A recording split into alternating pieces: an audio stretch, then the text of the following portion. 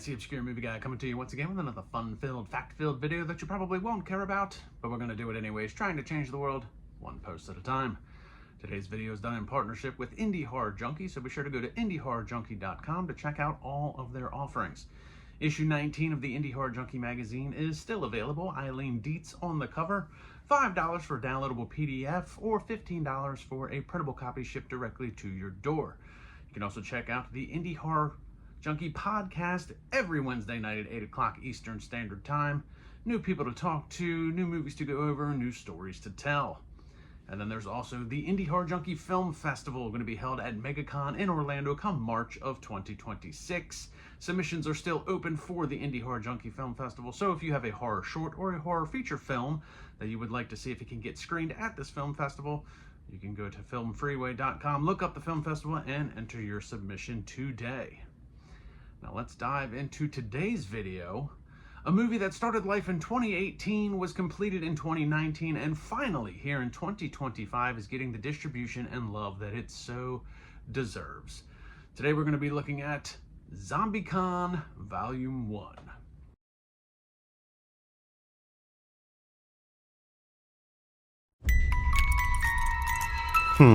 I know what you're thinking. Freak, geek, nerd. We've heard it all. We're cosplayers. A couple times every year, we make our pilgrimage to the cons. Welcome to the regional qualifier for the national competition. The federal government has declared a state of martial law and has warned all citizens to stay indoors. As the now confirmed outbreak begins to spread outside the border of Los Angeles.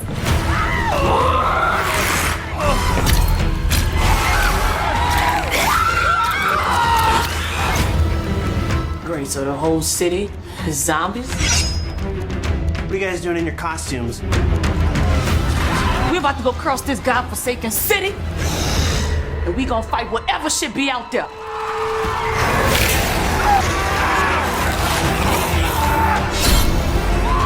Now that the world is on fire, let there be no doubt. There is a point for all of those free of this curse to join us.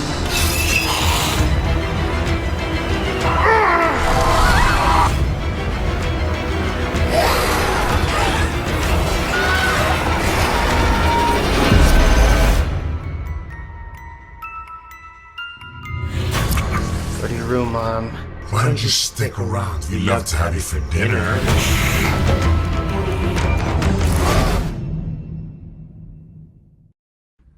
ZombieCon Vol.1 was written and directed by Kyle Valley. It stars Manny Luke, Aaron Anu, Christian Casillas, and Punky Johnson as a group of friends that enjoy going to Comic-Con conventions and dressing up in cosplay.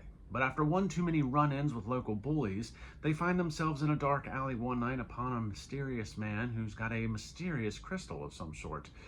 Later in the evening, Claire, played by Anu, makes a wish after running in with these bullies one too many times that all the bullies and assholes in the world would turn into zombies so that she could kill them. Unbeknowingly that the crystal had dark magical powers, this unfortunately happens in LA. Now, as silly as that plot sounds, it actually comes together as a really good storyline, an incredible concept, and it's very cohesive. This film was really well executed in all regards. It's very well written. It's got some very sharp dialogue. The character arcs are great. The storyline is original. The special effects are really good. Just everything about this film really came together. There's a lot of heart in this film. You can feel it. You can tell just the way it's acted, the way it's written. And after doing a little bit of research on the film itself, I gotta say the Valley family, really came together and pulled this one off. Kyle, wrote it, directed it. He's got a lot of help from his extended family, parents. Rob Valley did a lot of the music, the special effects. So when you look through the credits, you'll see Kyle and Rob Valley, along with a couple other names that really wore a lot of hats throughout the making of this film, and it came together brilliantly. The group of friends, I mean, it's got a very Shaun of the Dead, Karate Kid type feel. You kind of get that sense of like Karate Kid, you know, kind of like a high school nerds versus jocks type thing. And then you also get a Shaun of the Dead type feeling watching this group of friends try and fight their way through the city. And then, you know, coming to the culmination. And honestly, there's even a little bit of an inspiration, a little bit of a splash from Twister in there, honestly. And I don't know if that was done by design, but, you know, Rocket's mom, you know, is played by Nicole McCauley. If I'm saying that wrong, I apologize. But she plays Mama Bear. And, you know, this group of friends, you know, Mama Bear is Mama Bear to all of these kids in one regard or another. So, really cool concept, and as they say in Fast and the Furious, I don't have friends. I got family. So yeah, at the end of the day, this is a very family, I wouldn't say it's family friendly, but it is a family centric storyline, which, you know, I guess there's some truth there, you know, because these people are very much close friends in real life. You know, some are married to one another. Obviously, we talked about Kyle and his father, Rob, and, you know, the extended family there taking care of the movie. So not only was it very family-centric in the making of the film, but the storyline in and of itself is also family-centric, and that comes through on screen. You can feel the love and the dedication that was put into making this film come to life. It's got great camaraderie amongst the characters, especially the four main protagonists. And I think they did a really good job capturing the essence of the cosplay community, especially in the beginning of the film. And I think they did a really good job, you know, encompassing that not only as like the cosplayers at a convention, but like also like in a home atmosphere, like what they go through to try and put their costumes together. If anybody's a cosplayer, I am not. I do know some people that are, and, you know, following them along on Facebook and seeing the dedication and the things that they have to go through in order to make these cosplays come to life, I think they captured that essence, not only, like I said, like in a convention setting, but also like in the home setting, trying to bring these costumes together. And I will say, this was really well written in the regard that the characters all get kind of their own time to shine, including the head asshole, Xander. He even gets his own time to shine. So each character and each actor or actress, every character has a really good story arc. Some of them aren't necessarily very long story arcs. Rocket probably has the most complete story arc. He's kind of the head of the group. You know, Rocket, played by Manny Luke, did a really good job. You know, and I liked his story arc. Not only does he have the most comprehensive story arc throughout the characters in the film, but, you know, when the wish happens and assholes start turning into zombies, you know, Rocket is really fed up with kind of like how the world is when this happens. And he walks a fine line of being this wholesome guy with a heart of gold and on the cusp of potentially becoming an asshole himself.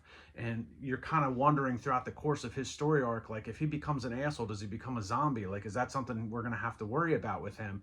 And I will say there is a nice ending. I don't know if ending's the right word. There is a nice climax to his story arc in that regard. And like I said, every character kind of gets their own time to shine. You know, each character has, you get a little bit of backstory with each character. You get a little bit of story arc with each character. And even on the bully side of it, like I said, Xander, who is the head bully, the head asshole of, you know, the main antagonist of this film, even he gets his own, you know, kind of undefined story arc, not necessarily, you know, like from going from like a bad guy to a good guy or a good guy to a bad guy type feeling, but you do get to kind of see, you know, how he evolves in one way or another throughout the course of the film. So like I said, this was really well written. It really was. And I know the camaraderie amongst the characters in the film probably comes through on screen so well because there's probably a lot of camaraderie between this group of friends in real life as well. So everything seemed very natural, them being on screen with each other. So the screen chemistry is great. You know, there's not anything that seems out of sorts. Nothing seemed forced. Nothing seemed uncomfortable with any of these, you know, actors. You know, this was probably one of the most complete films fundamentally I've been able to watch in a while that just when I was done watching this film, I was like, damn, that was a good time. Is it perfect? No, but it's a damn good time and you're going to enjoy watching this film. Another thing that they did really well was the pacing throughout the film. And the way this movie kicks off, it kind of kicks off in the middle of a scene, you know, and it's a POV shot of Claire who has to grab a sword off of a wall and starts hacking, and you don't really know what she's hacking at. You don't really know how she got into this scenario. And then it kind of backtracks a little bit to the Comic-Con convention and them being in cosplay. So you don't actually really get like your first zombie kill until like 35 minutes into the film. But in spite of it being ZombieCon and a zombie film, despite it being 35 minutes into the film, the pacing is really good leading up to that kill and then the story thereafter. So the pacing is something that they did. They laid a lot of groundwork with some of the backstories for the characters and for what's about to transpire, you know, with this zombie apocalypse. But the pacing is so well rounded that in some regards, you almost forget you're watching a zombie film. You're watching, like I said, you get this kind of like nerds versus jock, Karate Kid, you know, Miyagi versus Kreese type feel, you know, Cobra Kai versus Miyagi-Do type feeling, you know, it's, so you kind of get that, and then it turns into this zombie apocalypse seamlessly and very cohesively, and then you get this Shaun of the Dead type feeling with this group of friends trying to take on the world. I really don't have a lot of complaints about this film. My only gripe would be the audio. Some of the audio, it's not garbled or anything like that. There's not a lot of background noise. It's just not loud enough at some points. You run into some of these highs and lows with the audio issues where, you know, during a general conversation, it might seem too low, and then the music kicks on, or there's a jump scare and it's too loud. So you're constantly kind of fighting this volume on your TV, you know, is it high, it's too low, it's too high, it's too low. But, you know, despite that, that's really my only gripe with this film. Everything else is very well executed. Like I said, the editing, the cinematography, the writing, the dialogue, the special effects, practical special effects, the story arcs, the storyline, the character arcs. I mean, everything fundamentally is extremely well done. It's damn near perfect in that regard. The audio is my only issue with this film, and I can honestly overlook that pretty easily given how good this film is. So, like I said, it started life in 2018. It was completed in 2019. It's finally getting some distribution here in 2025, and it's well deserved. Guys, follow ZombieCon. You can look them up on Facebook. Follow them along. It's getting out there on the streaming services. You can still get physical media for it, and I highly recommend watching this film. If you like zombie films, this is a good one to watch. If you like Shaun of the Dead, if you like that zombie comedy, film type subgenre, this is a really, really good film to watch. Like I said, I walked away. When this film was done, I was like, damn, that was a good time. That was a fun movie to watch.